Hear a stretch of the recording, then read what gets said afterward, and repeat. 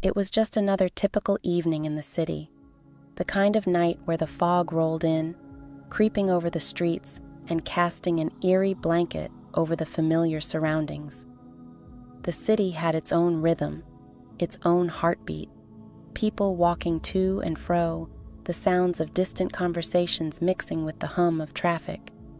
But tonight, something felt different. Something felt off. In the heart of this seemingly quiet city, people went about their business, unaware of the darkness lurking just beneath the surface. A darkness that had already claimed one person and was now reaching for another. Mila had always been a bright, confident young woman.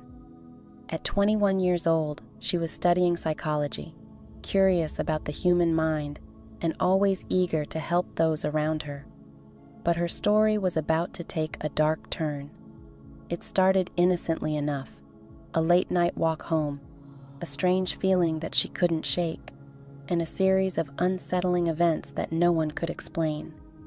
What happened to Mila that night? And why, just a few days later, did her best friend Merel disappear under the exact same mysterious circumstances? This is the story of a disappearance that left an entire city in fear. A story filled with strange messages, eerie symbols, and a connection to something that might be watching us all, waiting for the right moment to strike. It was a chilly, foggy November evening in 2017 when Mila was last seen. The streetlights cast a faint yellow glow that illuminated the wet sidewalk.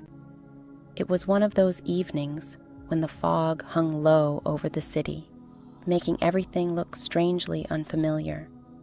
The air was cold, and the silence of the city was broken only by the rustling of leaves being blown across the ground. It seemed as though the city itself was holding its breath. Mila was 21 years old and studying psychology at the university in the city. She was always a social and cheerful girl, loved by everyone who knew her. That evening, she had plans to meet her friends at a cafe she often visited. It was a quiet place, perfect for escaping the pressures of her studies. But despite the cozy atmosphere, Mila felt different that evening. She didn't exactly know what it was. Maybe it was the pressure of the upcoming exams. Maybe it was the dark sky that always made her a little anxious. But she didn't say anything about it. She kept her worries to herself, as she always did. The conversations were light, about school, about vacation plans, about everything and nothing. But Mila was quieter than usual. She still laughed, but her eyes told a different story. She was tired, and not just physically. There was something bothering her. Maybe she felt a little lost in her own life, but she didn't say it. When the evening came to an end, she stood up to go home. "I'm tired. I'm going home," she said to her friends with a smile. Her friends offered to take her home, but Mila politely refused. "No, really, I'm fine. It's just a 10-minute walk." The city was always her home. She knew every street, every little square. It always felt safe, even when it was dark. It was her routine. Every evening, she walked the same route to her apartment. First, the busy main street, and then she would turn right, down a narrow street that led to her home. She never really felt unsafe. She was used to the city, the people, the sounds. But that evening, something felt off. When she left the main street, she slowed her pace. It was a narrow street with little lighting. It always had a mysterious feel to it, as if it belonged to another world. The shadows of the buildings fell across the ground, and the streetlights were far away, their light flickering in the distance. It felt as if she was leaving the city and entering another dimension. Mila kept walking, her thoughts drifting to the things she had done that day, the plans for the next. Everything seemed normal, until she turned the corner and saw the building. Her apartment was nearby. She didn't need to walk much farther, but when she approached the building, she felt a strange sensation in her chest. What was it? Was it just the cold? Or was there something else going on? She stopped for a moment in front of her building, searching in her bag for her keys. Her hands didn't tremble, but it was as if something was watching her. She shook it off. "It's just the cold," she muttered to herself. She had her phone in her hands, quickly typing a message to her parents. "All good, almost home. Love you." She stopped briefly to send the message and looked up at the street ahead. Everything seemed normal, but it didn't feel that way. The street was quiet, too quiet. But, as always, she pushed the unease away and kept walking. When she reached her familiar side street, she slowed down. It was a narrow street with little light. It had always felt a little mysterious, as if it was part of another world. The shadows of the buildings stretched out across the ground, and the streetlights were far away. The light flickered dimly. It always felt as though she was stepping into a different reality. Mila kept walking. She was nearly home now, just a few more steps. But then, she stopped. There was something about the street, something she couldn't quite put her finger on. She reached for her keys and felt the cold metal against her palm. But before she could insert them into the lock, she heard a noise from behind her.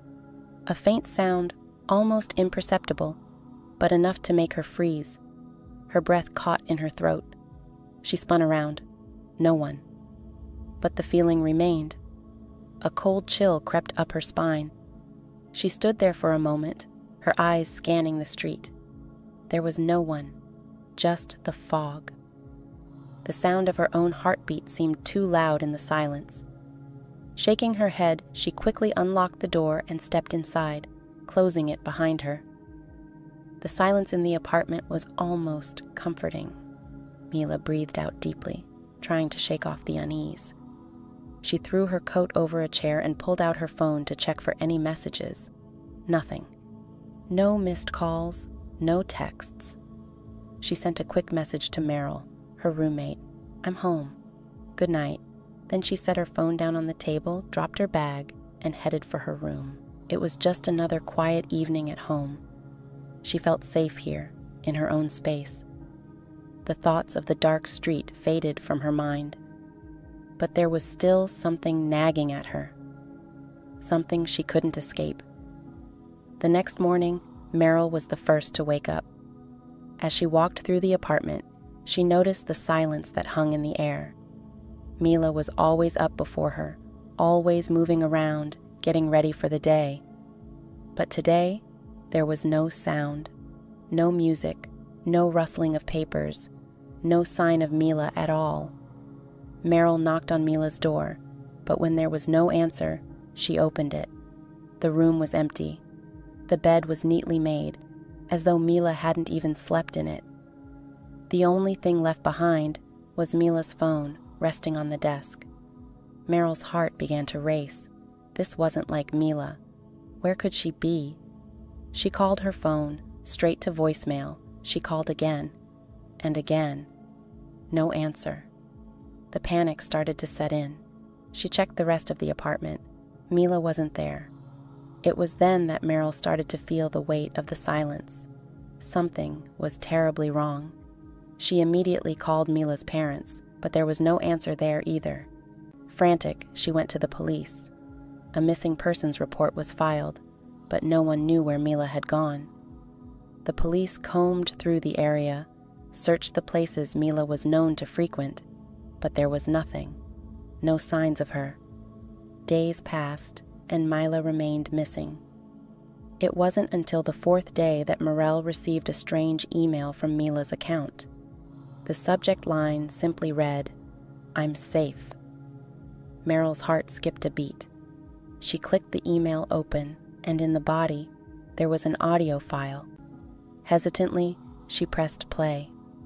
The first thing she heard was Mila's voice, but it sounded off. Her breathing was uneven, shaky. What do you want from me?" Mila's voice cracked, and Merel could hear footsteps in the background. But then a second voice, dark and menacing, came through the speakers. "You looked. Now I look." The recording cut off abruptly. Merel stared at the screen, her blood running cold. She replayed the message over and over, trying to make sense of it, but it only raised more questions. What had happened to Mila? Was she still in danger?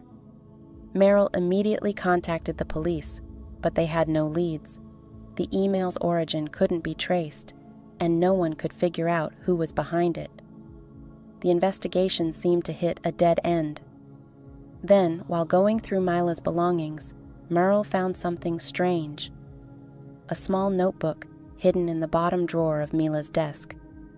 It looked like a simple planner, but the pages inside were filled with bizarre symbols, drawings of mirrors, and phrases that kept repeating, "They're watching." Merel felt a chill as she read through it. What was Mila involved in? What had she discovered? She decided to investigate further. She started searching through old places Mila had been, retracing her steps. It wasn't long before Merel came across a photo. It was an old factory, abandoned for years, at the edge of the city. She recognized it immediately. It was a place she knew well. The factory had been closed for years, its walls crumbling. But now, the idea of returning there made her skin crawl. That evening, Merel made up her mind. She had to go there. She had to know what was going on. Could Mila be there? What had she uncovered? As she stepped onto the property, she felt the weight of the silence press down on her. The fog had thickened, and the cold air bit into her skin. There was something wrong here. She stepped into the factory, her heart pounding in her chest. The place was eerie, abandoned. The smell of decay hung in the air. And then she found it.